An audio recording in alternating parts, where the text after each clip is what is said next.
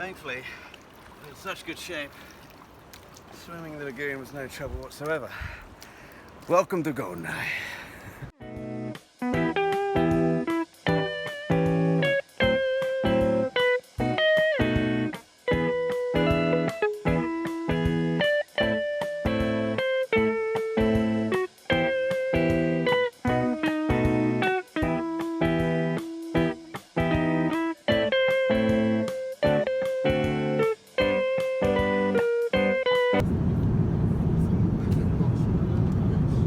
Hello everyone, Pete Brooker here from Tailors with Love. That's the missus there sewing my son's bell chinos, and I'll do a separate vlog on those and all the clothes that I took over to Goldeneye, which is where we're heading. It will be a Bond wardrobe fit for Jamaica, if you will, and I'll get Matt Spaiser to join me. So I was thinking about doing a complete history of Goldeneye, why Fleming built the place in '47, how the name was lifted from an operation that he put together for the defense of Gibraltar, blah de blah, but I'm not going to do any of that. I'm far too lazy to do a concise documentary on Goldeneye, and you should just read the Goldeneye book by Matthew Parker anyway. It tells you everything you need to know. For now, I'm just going to show you around the resort and give you an overall vibe of what to expect if you were looking to visit Goldeneye yourself. And now is the time to go, folks. At the time that I'm recording this, there is a construction sale going on because they're building new villas around the lagoon that you saw me swimming in at the start of the video. But you want to know straight up, is the Fleming Villa big? Can I visit the Fleming Villa even if I'm only renting a beach hut on the resort? Can I write out my postcards on his desk? Can I buy weed there? Well, believe it or not, the answer is yes, yes, yes, and yeah man. But I'm going to tease the Fleming Villa a little bit. Firstly, I'm going to show you around our room, although I should have shown you around before the missus unleashed hell. I don't know what gets into her when she goes on holiday. Normally she is the cleanest and tidiest person I know, except when we go away, and only Keith Moon can trash a hotel room quicker than my missus. But we really lucked out with this room. It overlooks Snorkeler's Cove, which does have stingrays in, I might add. I narrowly missed one. But it's good to go snorkeling in, obviously, but it's also shallow enough if you want to work on your Halle Berry impressions. There's also a beach on the resort called Button Beach. The water is warm. We swam in that a bunch of times. You can also order food down there, and you'll find most people in the resort will hang around there during lunch in the afternoon. The brekkie is free, by the way, and you'll have brekkie at the Bizo bar. And because the food is quite pricey, I recommend you really stuff your face at the breakfast and dodge lunch. We managed that a couple of times, and we were quite pleased with ourselves. Other things you can do on the resort is some kayaking around the lagoon. And just a quick note, we came back before the trailer was released, so I didn't get a chance to inspect this fully. I was told that the production crew did do 5 days worth of recording at Goldeneye. And if you haven't seen the trailer, then just stop this and fast forward 30 seconds. But I'm going to show you something real quick that interests me. This is Bond in Jamaica, and all the rooms in Goldeneye have these wooden shutter window thingies, even the Fleming Villa. And yes, that's me with a hairdryer.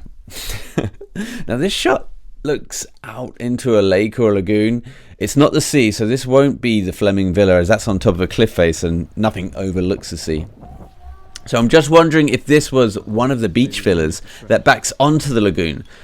Personally, I doubt it. I'm wondering maybe this was either in the studio or Port Antonio. Anyway, we'll see. This boat, however, called the Blue Angel, this was used in Goldeneye, we were told. They sailed this down from Port Antonio. It's moored up at Button Beach, and you can go kayaking up to the boat. So look out for that in the movie. We're going to be looking at the little tropical fishes this morning. Perfect.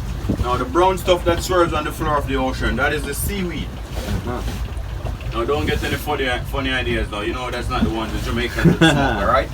That one is for the fish. So that was Fabian taking us out on the glass bottom boat. He was a nice guy. One of the most enchanting things about Goldeneye you'll find is the wildlife. You can see why Fleming spoke so eloquently about the wildlife. The birds of Jamaica, for example, that was one of his staple reads, and he transmuted this to Bond in his books. Anyone seen doing harm to animals in his novels really heightened their villainy, and it really pissed Bond off in fact. On Friday night they give you a free cocktail, but the goddamn mosquitoes up there, man. You can't stay up there for longer than 2 minutes before you're ravaged by these things. So it was nice. We got a look of the sea, we got to chink our glasses, but then we moved on. So here at Goldeneye, you can pay $1,000 and plant a tree here in Goldeneye. And we've found Pierce Brosnan's tree. Although needs a bit of maintenance. Right, I'm going to take you out of the resort now and show you some Bond locations. The Croc Farm from Live and Let Die is in Falmouth. The whole saga of trying to get over there was just unbelievable, and I spoke about that on the podcast at length, at nauseum. And I'll leave a link to that in the show notes if you want to check that out. Now, I really recommend Captain Tony. He's from Sunshine Watersport. Again, all the links I'll leave in the show notes, how you can get hold of Tony. But this is a private beach, and you will need to pay the ferryman. Okay. Welcome to Crab Key, my friends.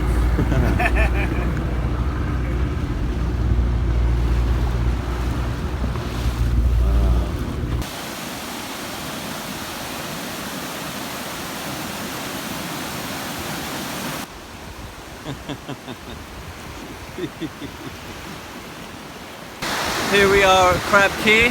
Behind us is the waterfall and the tree where Sean Connery hid out and sung Mango Tree to Ursula Andress coming out of the beach there.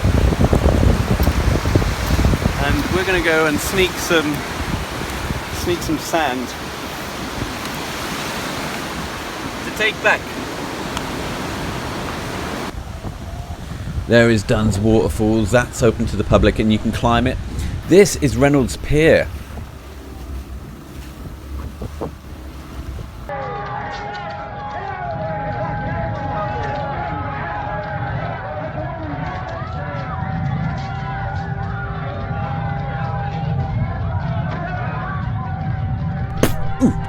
Fucking knocks that dude right out.